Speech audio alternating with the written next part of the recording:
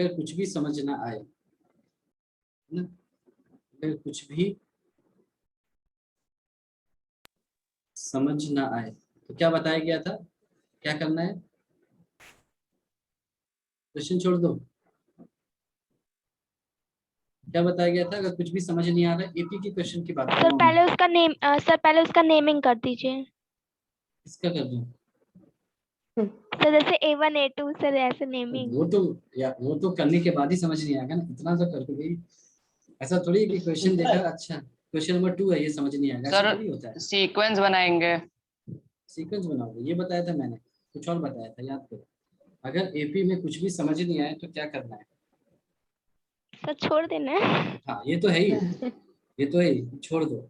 या कुछ बच्चे ऐसा कहते हैं, देखो जब मैं पढ़ाता हूँ तो बड़े बच्चों को वो क्या कहते हैं, क्वेश्चन उंगली से नापते हैं, है? एक दो उंगली से ऊपर, ये अपने काम करनी छोड़ दो इसको। जब देखोगे, ये तो चलो वर्ड प्रॉब्लम्स है ना, 11th 12th में वर्ड प्रॉब्लम्स करके कुछ नहीं होता, वहां पर एक्सप्रेशंस वगैरह होते हैं, फंक्शन के क्वेश्चन, कैलकुलस के क्वेश्चन, तो उंगली से नापते हैं। ये क्वेश्चन एक दो उंगली से ज्यादा लग रहा है, ये अपनी औकात करी, इसको छोड़ो, वो पढ़ते ही नहीं। तो हमें यहाँ ऐसा नहीं करना है। अगर कुछ भी ना समझ में आए तो क्या करना है आपको, उसको उसके first term and common difference में लिख लिया, ठीक है। तो जितने भी टर्म्स होंगे ना, मान लो A1 है, A10 है, A15 है, ऐसा कुछ करके दे रखा है, आपको समझ में आ गया क्या करना है, फिर तो अच्छी बात है। अगर समझ में नहीं आ रहा है, आगे बढ़ना थोड़ा मुश्किल हो रहा है, तो क्या करोगे, उसको उसके फर्स्ट टर्म और एंड कॉमन डिफरेंस में लिख लिया। फिर उसके बाद आप देखोगे फर्स्ट टर्म और जो कॉमन डिफरेंस है उसमें लीनियर इक्वेशन मिलने लगेगी। तो मैं चलो वो भी बता ही देता हूँ, ताकि आपको ये भी समझ में, अच्छा लिख लिया, फिर क्या करना है। तो उसके बाद क्या होगा कि फर्स्ट टर्म एंड जो कॉमन डिफरेंस है उसमें लीनियर इक्वेशंस मिलेंगे,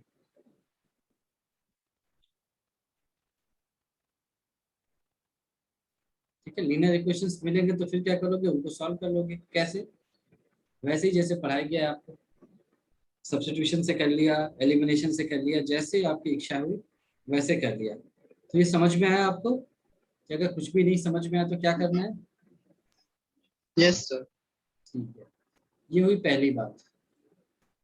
दूसरा, तो दूसरा ये है कि आपको क्या यूज करना है, an is equal to A1 plus n-1 × d। इस फॉर्मूले का आपको बराबर यूज करते रहना पड़ेगा, पूरे एपी में हर जगह ये काम आएगा, ठीक है। ये आपको तो याद हो गया होगा। और जो तीसरा है, जो जस्ट अभी अभी हमने पढ़ा है, that is equal to SN is equal to number of terms by 2 upon two A1 plus AN। an। इसका एक और फॉर्म होता है A1 plus, sorry twice A1 plus n-1 × d, वो यहीं से आ जाएगा। an को अगर A1 प्लस n-1d लिख दिया, जो ऊपर लिखा हुआ है वो अपने आप आ जाएगा 2A1 प्लस n-1 × d। तो आपको उतना लंबा चौड़ा याद रखने की जरूरत नहीं है, क्योंकि ये तो आपको याद ही है, तो सिर्फ ये याद रखें n/2 × A1 प्लस AN। तो पूरे एपी में आपको सिर्फ इन्हीं तीन चीजों के साथ खेलना है, इन्हीं चीजों से आपका पूरा एपी बन जाएगा, ठीक है। यस। तो अगर ये आपको समझ में आ चुका है तो फिर हम सीधे अब एक्सरसाइज पे आते हैं। मेरे ख्याल से किसी ने एक्सरसाइज सॉल्व करना भी शुरू किया होगा, यस सर किए हैं। ठीक है। तो चलो हम देखते हैं कैसी है आपकी तैयारी। पहला क्वेश्चन ये देखो, दे रखा है कि find the sum of following APs, यानी कि उसने ऑलरेडी आपको बता दिया है कि दिमाग मत लगाओ, ये एपी में ही है क्वेश्चन, ठीक है। तो अब आप सोचने मत बैठ जाना कि ये एपी में है क्या, वो आपको प्रूव नहीं करना है।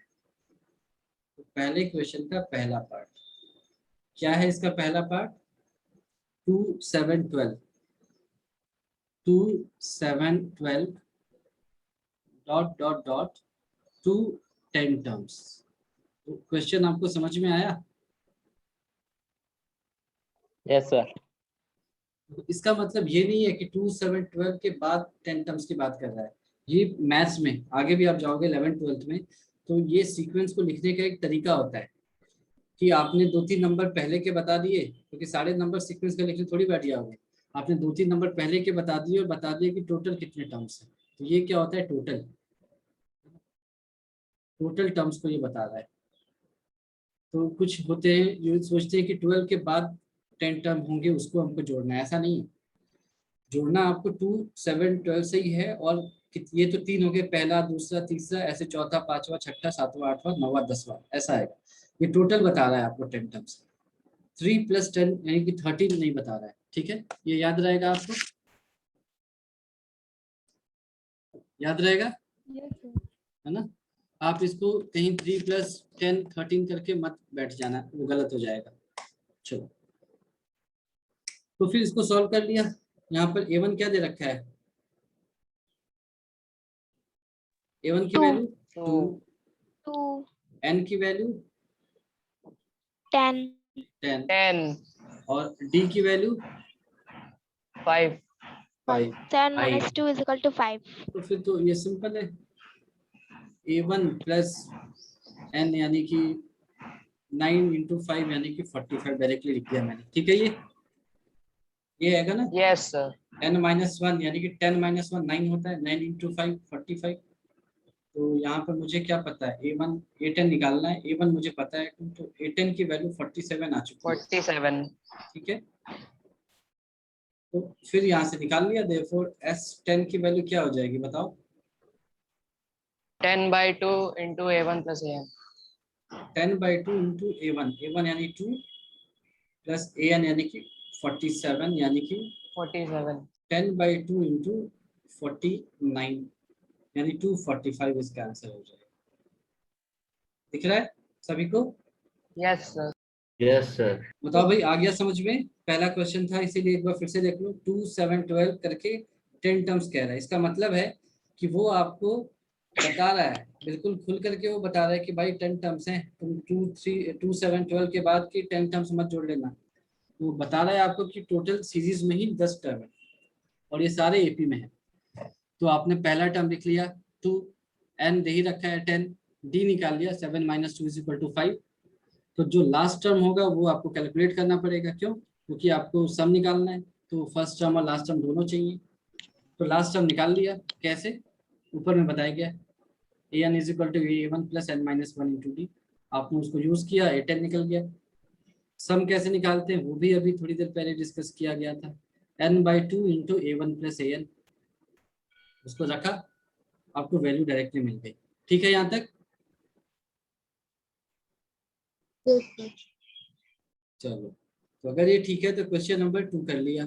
-37, -33, -29 टू 12 टर्म्स। तो स्टार्ट किया अपन ने -37 से, फिर -33 आया, फिर -29 आया, dot dot dot to 12 terms. तो इसमें ये मुझे नहीं आ रहा है, इसमें आपको सहायता करनी पड़ेगी मेरी।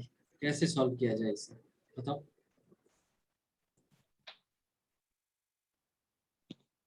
बताओ इसमें क्या क्या गिवन है, कैसे प्रोसीड करें बताओ। Sir, a1 is equal to -37. ठीक है, लिख दिया। Sir, n is equal to 12. चलो ठीक है, उसको भी लिख दिया। आगे Sir, difference आएगा -37 minus +4 है ना। क्यों? क्योंकि वैल्यू घट रही है /4, पॉजिटिव की ओर जा रही है, तो डी की वैल्यू आपको 4 आ गई। चलो, ये सब आ गया। अब अगला स्टेप और क्या निकाल सकते हैं सर हम? a12 की वैल्यू निकाल लेंगे। a12 की वैल्यू कैसे निकलती है? a1 plus n minus 1 d से। तो ये 11d हो जाएगा क्या? Yes sir. -37 + 11 × 4 44। तो a12 की वैल्यू अगर आपको बुरा ना लगे तो मैं 7 मान लूं। Yes sir.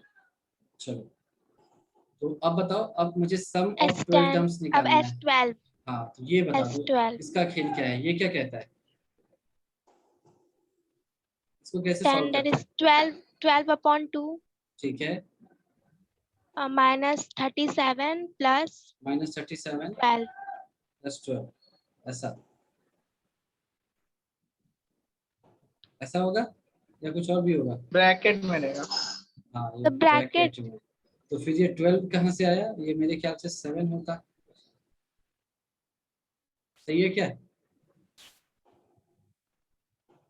ठीक है, Yes, sir. -37 + 7 होगा ना, ये हो जाएगा 6 इंटू -30। तो मेरे ख्याल से इसकी वैल्यू -180 आ रही है। ठीक है, मेरे ख्याल से इसकी वैल्यू -187 180 आई। ठीक है, ये आपकी भी इतनी आ रही है, कुछ और आ रही है? यस सर, इतने आएगी। ठीक है, इतनी आनी चाहिए। क्यों? क्योंकि माइनस में मैक्सिमम टर्म्स इसके माइनस में रहेंगे, तो माइनस में रहेंगे तो टोटल सम भी माइनस में ही आएगा। प्लस वाले जो टर्म्स होंगे, देखो आखिरी टर्म 7 है, तो केवल मेरे ख्याल से 2 ही टर्म है जो कि पॉजिटिव होंगे, 7 और 3, जो 11 है। बाकी सारे टर्म्स नेगेटिव में है, तो सम भी नेगेटिव में आएगा। तो चलो ये बना लिया। इसका थर्ड पार्ट क्या कहता है? 0.6 1.7 2.8 टू 100 टर्म्स। ये कर सकते हो क्या थर्ड पार्ट खुद से? Yes, yes sir. Sir, yes sir, कर लेंगे। Yes, sir. ठीक है, कर लोगे तो मैं फिर फोर्थ पार्ट पे आता हूँ। वो भी वैसा ही है, लेकिन ये क्योंकि फ्रैक्शन है तो कर लेते हैं इसको।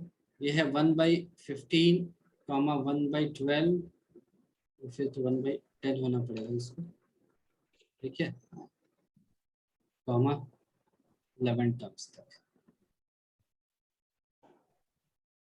इसका सॉल्यूशन तो देखो, ये आपको ऑलरेडी बता रखा गया है कि ये एपी में है, तो इसको आप बैठ करके सॉल्व करने मत बैठ जाना कि 1/15 की वैल्यू तो 0 पॉइंट इतनी होती है, 1/12 इतनी होती है, 1/10 की 0.1 होती है। ऐसा करने मत बैठ जाना, वरना ये क्वेश्चन बहुत ज़्यादा कॉम्प्लिकेटेड और टीडियस हो जाएगा, है ना।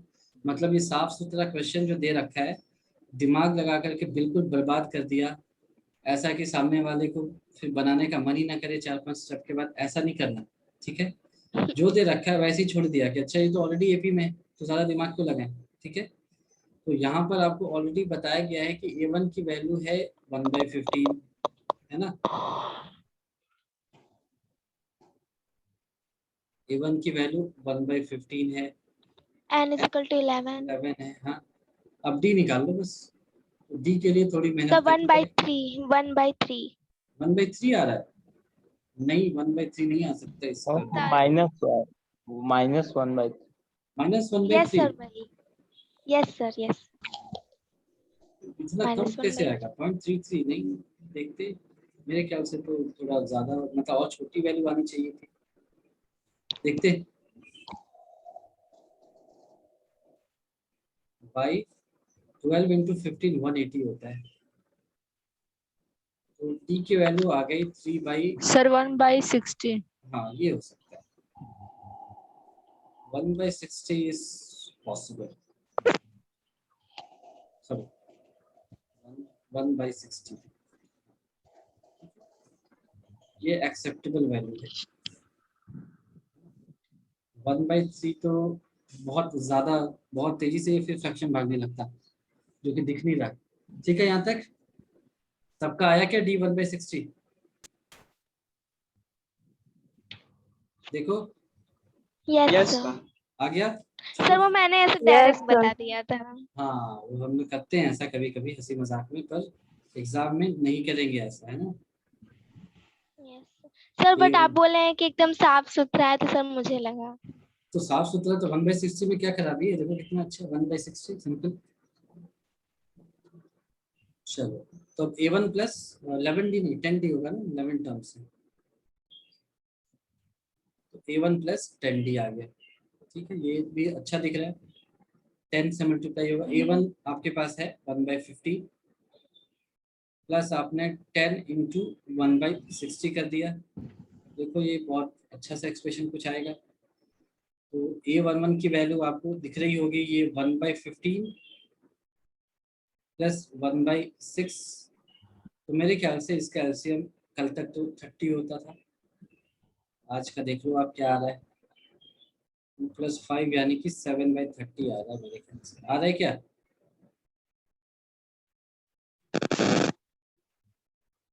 किसी को कुछ और आया क्या? देखो भाई, आया सबका 7/30 आया, यस सर। ठीक है ये। Yes. Yes, sir. Yes. चलो फिर तो आसान है अब तो आपको S11. S11 की वैल्यू निकालनी है, तो 11/2 कर दिया आपने, इंटू 1/15 प्लस 7/30। ये क्या है, 11/2 इंटू LCM आपने ले लिया 30, तो 2 + 7 ऐसा आ जाए। Therefore S11 की वैल्यू आ जाएगी 11/2 इंटू 9/30। ये 3 टाइम्स जाएगा, ये 10 टाइम्स जाएगा, तो ये आया आपका 33/20 and this is your answer. ठीक है, यस सर। ठीक है। तो इस क्वेश्चन को क्यों कराया, क्योंकि देखो ये क्वेश्चन बार बार आपके पेशेंस की परीक्षा लेगा, है ना। हर जगह वो टेस्ट करेगा कि अब यहाँ पर आप थोड़े कमिटमेंट करो, मतलब कमिट करो गलती करने की, लेकिन आपको थोड़ा बचना है इसी से, थोड़े पेशेंस के साथ इस तरह के क्वेश्चन को सॉल्व करना है, ठीक है। इस तरह से आपने बहुत प्यार से डी निकाला, फिर उसको बहुत आराम से 11 या जो भी दे रखा उसमें रखा, फिर आपको एक अजीब सा फ्रैक्शन आएगा, फिर जो सम है उसमें भी इन दो अलग अलग फ्रैक्शन को रखा, उसको बहुत रिलैक्स होकर के सॉल्व किया, फाइनली आपको 33/20 आया। ऑब्वियसली वो भी एक फ्रैक्शन में ही आएगा, ठीक है। तो आपको यहाँ पर गलती करने से बचना है, ठीक है। प्रोसेस तो सेम है पर चीज़ें थोड़ी सी अलग है। तो होपफुली यहाँ तक सबको समझ में आ गया होगा, आ गया है क्या? Yes, yes sir. सर। ठीक है, तो फिर हम इसके सेकंड पार्ट पे चलते हैं। इसका मैं पहला और सर कौन सा दूसरा क्वेश्चन करवा रहे हैं? 5.3 का क्वेश्चन नंबर 2 उसका 1, ठीक है। 5.3 में हम अभी पहला हमने कर लिया, मैंने पहला दूसरा और चौथा किया, थर्ड आपको करना है, ठीक है। सेकंड पे आ गया हूँ, मैं पहला करता हूँ। ये क्या है, 7 10/2 14 से 84, ठीक है। तो 7 है plus 10.5 plus 14 plus dot dot dot dot dot कहाँ तक, 84 तक। इसका सम निकालना है शायद, है ना। फाइंड द सम, ठीक है। तो आप देख सकते हो कि पहला टर्म तो पता है आपको, आखिरी टर्म भी आपको पता है, तो आपको निकालना क्या है? एन। सर 84 कौन सा टर्म है उस एपी का? हाँ, एन निकालना है। आपको बेसिकली n निकालना है, ठीक है। तो यहाँ पर क्या यूज करेंगे, अच्छा तुम बताओ कि ये इन दोनों का डिफरेंस क्या दिखाई दे रहा है आपको? 2 हाँ, 7/2 सर। 7/2 7/2 -7. 3.5 यानी कि 7/2 आ रहा है, ठीक है। दिख गया ये 10.5 जो है वो 7 से कितना बड़ा होता है, 3.5। 3.5 का मतलब क्या हो गया, 7/2 7/2, ठीक है ये। Yes sir. फिर तो आसान है, an क्या होता है भाई, a1 + n-1 × d होता है, ये तो हर बच्चे को पता है। तो an की वैल्यू लिख दी आपने 84, a1 की वैल्यू दे रखी है आपको 7 प्लस d की वैल्यू है 7/2 × n-1।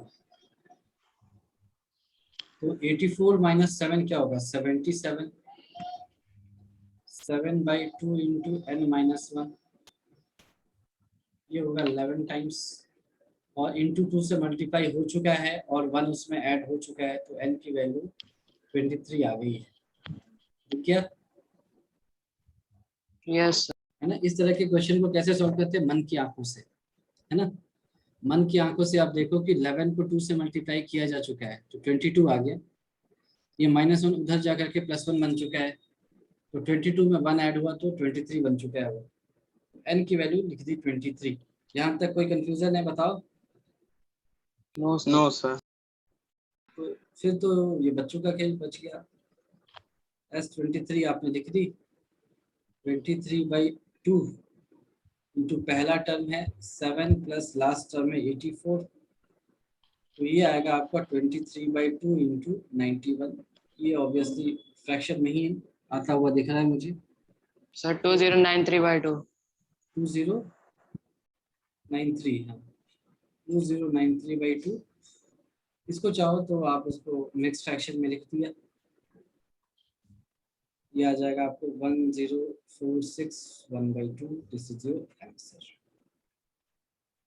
तो ये समझ में आया? क्या इसमें कोई कंफ्यूजन है बताओ? Yes sir. आ गया सर। सभी को आ गया?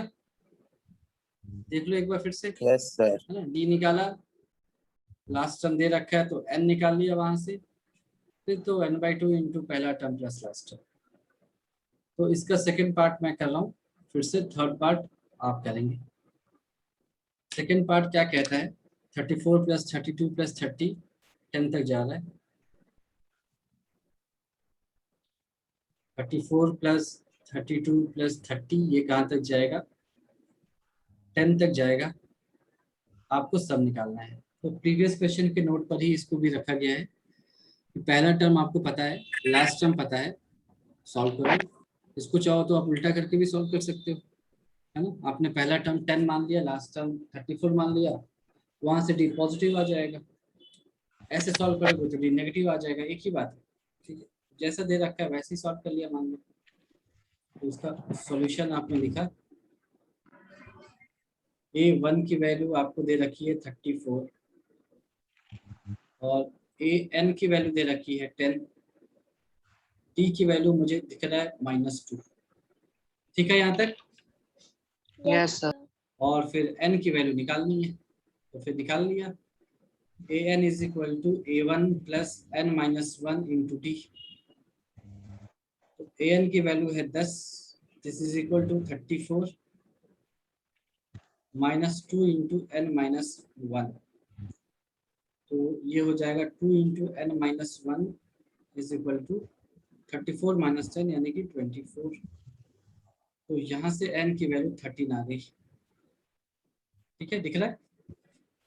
Yes sir. तो यहाँ तक कोई कंफ्यूजन है आपको?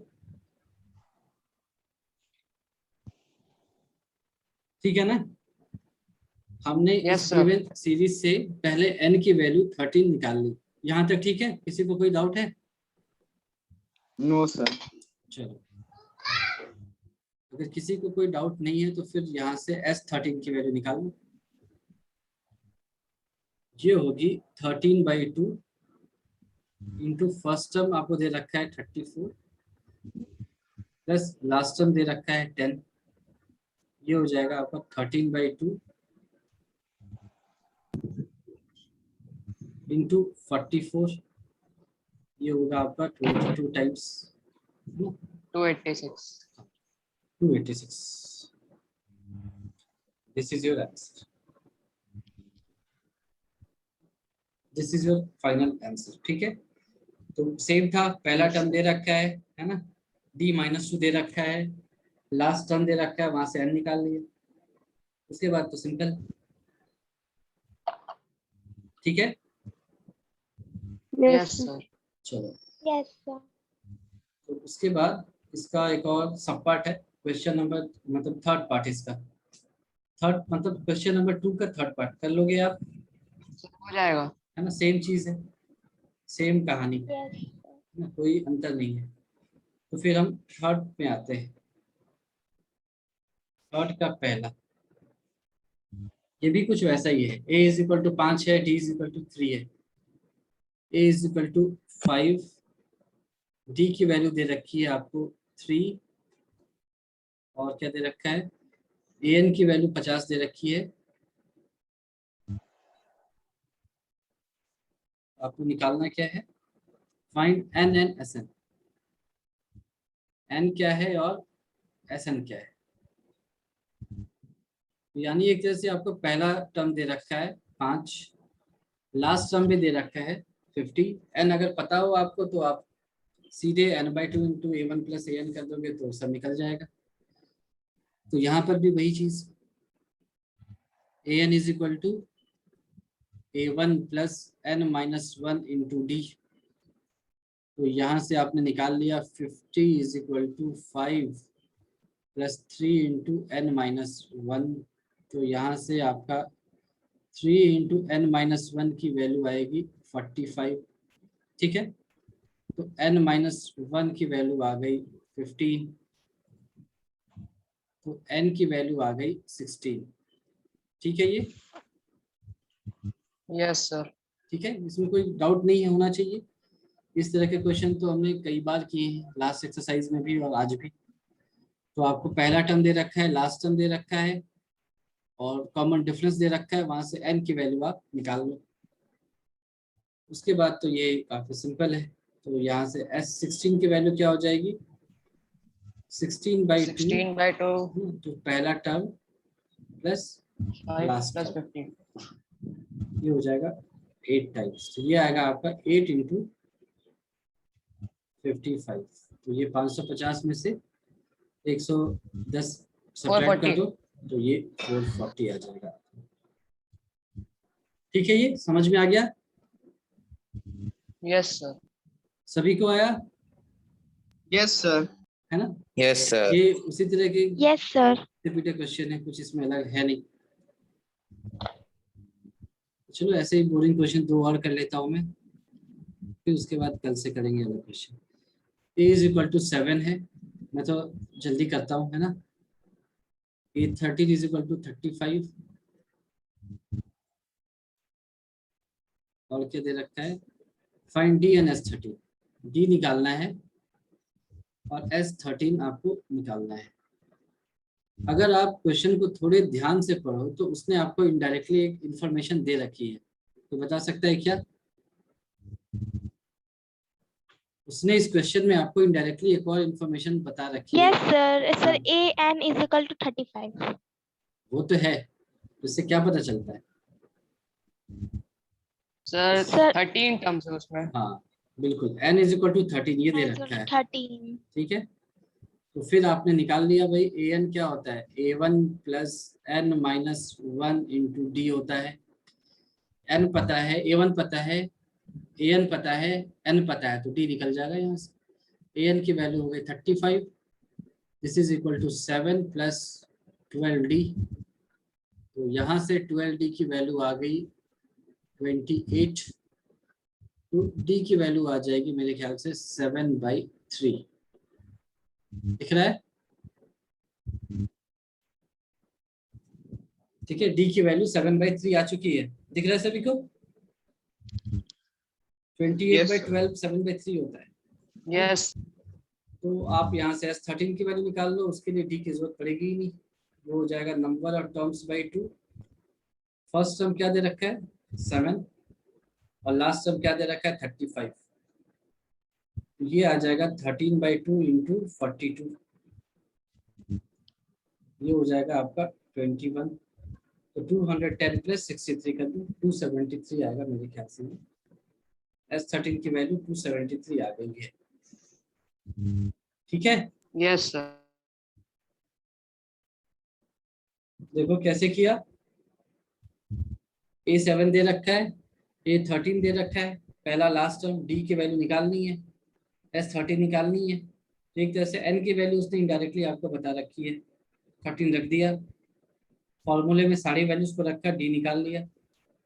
अब आगे d का कोई काम नहीं है, S13 निकालना है, तो आपने फिर यहाँ से निकाल लिया 273 है। ठीक है, यहाँ तक समझ में आ गया? Yes, sir. Yes sir. ठीक है, इसका थर्ड पार्ट देखो, ये भी वैसे ही बनेगा, थर्ड पार्ट भी वैसा ही है। A12 दे रखा है, d दे रखा है, a निकालना है और S12 निकालना है। तो आप यहाँ यस सर, से, यहाँ पे पूछा है। हाँ, तो यहाँ से आप पहला टर्म निकाल सकते हो, an = a1 + n-1 × d। an दे रखा है, n दे रखा है, d दे रखा है, a निकल जाएगा, फिर वहां से सब निकल जाएगा। ठीक है, तो क्वेश्चन 3 तक मैं मान के चल रहा हूँ कि 3 तक हमने कर लिया है, कल हम आगे प्रोसीड करेंगे। ठीक है।